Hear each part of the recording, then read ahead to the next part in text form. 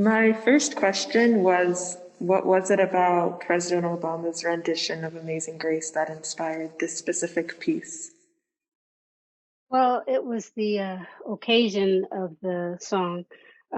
He sang it during a eulogy for Reverend Clementa Pinckney, sorry, who was killed, one of 9 parishioners killed at his church by white supremacists. So I was thinking about that event. I was also thinking about the way people mourned that event and the way we tried to heal. What is the process that you use to create this piece and this type of artwork with the jars in the Okay. background? It's a printmaking process, monoprint and chincolet. The chincolet is a merging of 2 sheets of paper into a new sheet of paper using a printing press. And also, when I saw this, I thought, did you used to make preserves growing up? Like, was it kind of a childhood tradition to make them? Uh, yes, we did. We grew produce and we also canned. Um, it was more a tradition with my grandparents, although it was part of my household as well. That's cool. And how did you use like the making of food, especially like because it was a bit of part of your childhood in relation to connecting with the past? When my family at dinners would open a jar of something canned, it was sort of precious. Took it off the shelf and you open it, you start talking about, um, it seemed the stories flew from them or flowed from them. You started talking about what was in the jar, who made it, what was the recipe, how was the crop that year, how do you get from our house to that person's house. And I was always interested in ancestry, and usually you got to the question, how is that person related to me?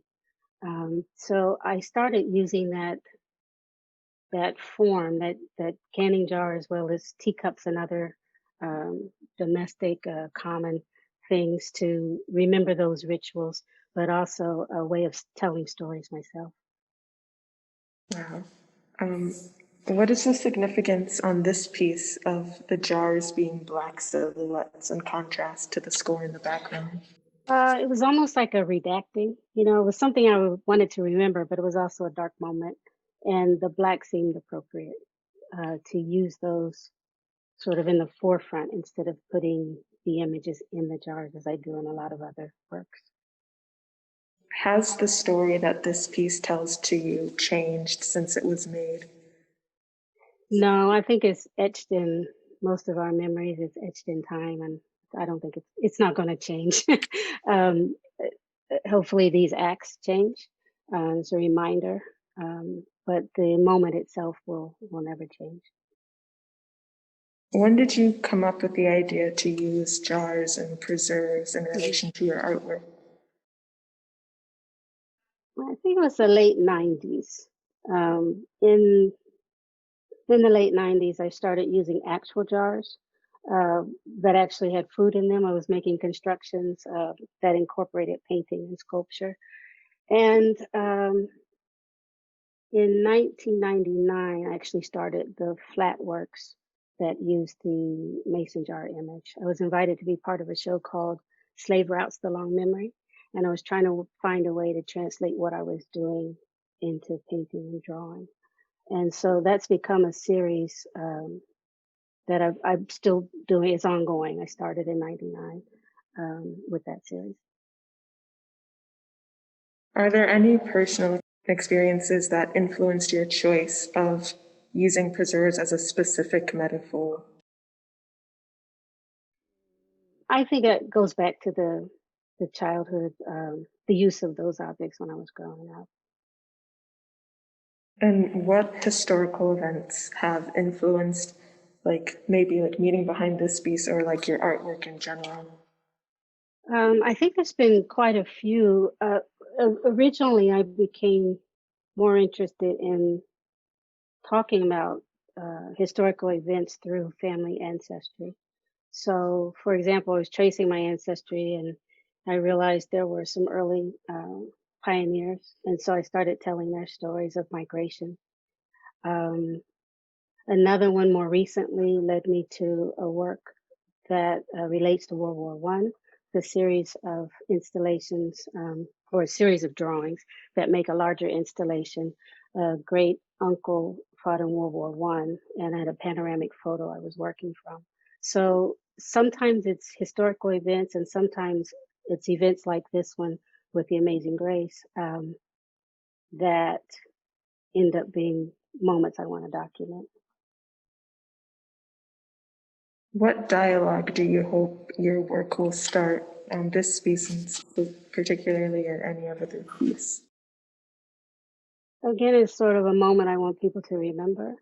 And this happened to 2015, and we're still having this sort of violence now, for example.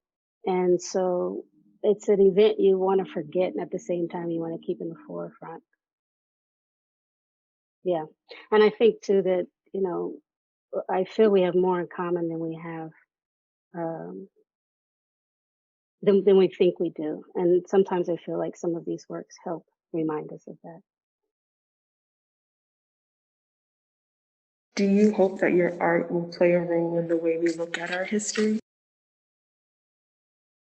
Um, yeah, sometimes I do. There's some of the work I've done, like with the early pioneers or people of color, and people think I'm making them up, you know. So that brings a dialogue that is not always welcome, but I think necessary. How would you preserve this historic moment in time? Time will tell. I'm not really sure yet, but I do know this is a series that's ongoing, and sometimes those works come. Uh, at that moment and during that period, and sometimes they come a year or two later.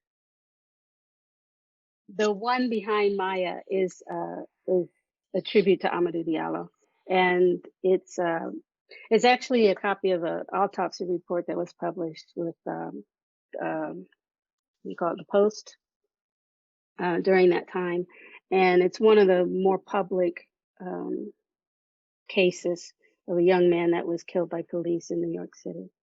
Since then, of course, there's just more. They've never ended, and then again, it goes to that other story. Just seems to never end.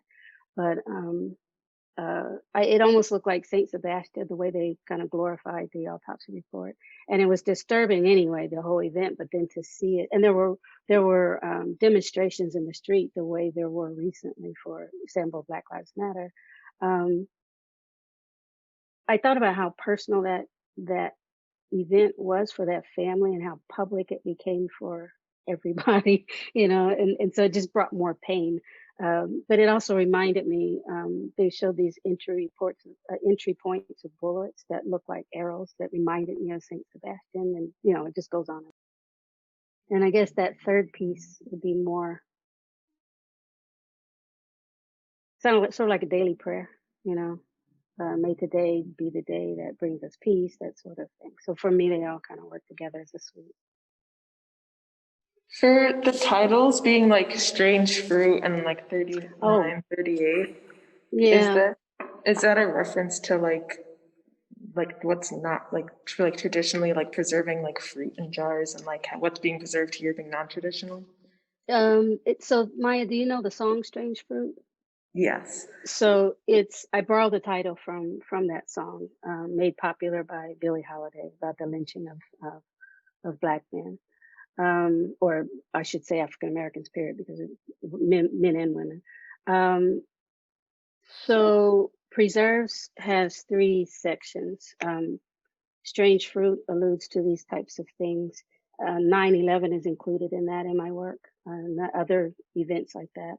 Mattoon has to do with family ancestry, and Patoka Hill is more playful in a way. It's talking about the power of association and how some objects can remind you of other objects, places, or events.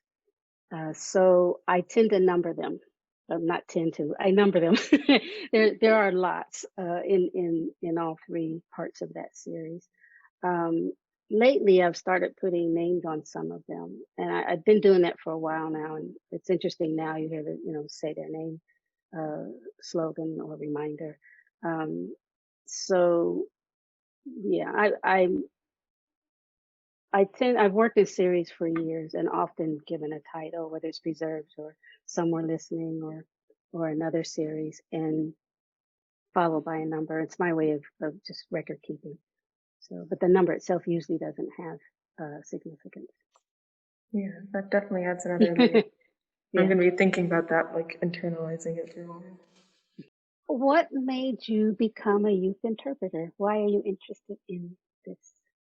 Well, museums have always played like a really large part of my childhood.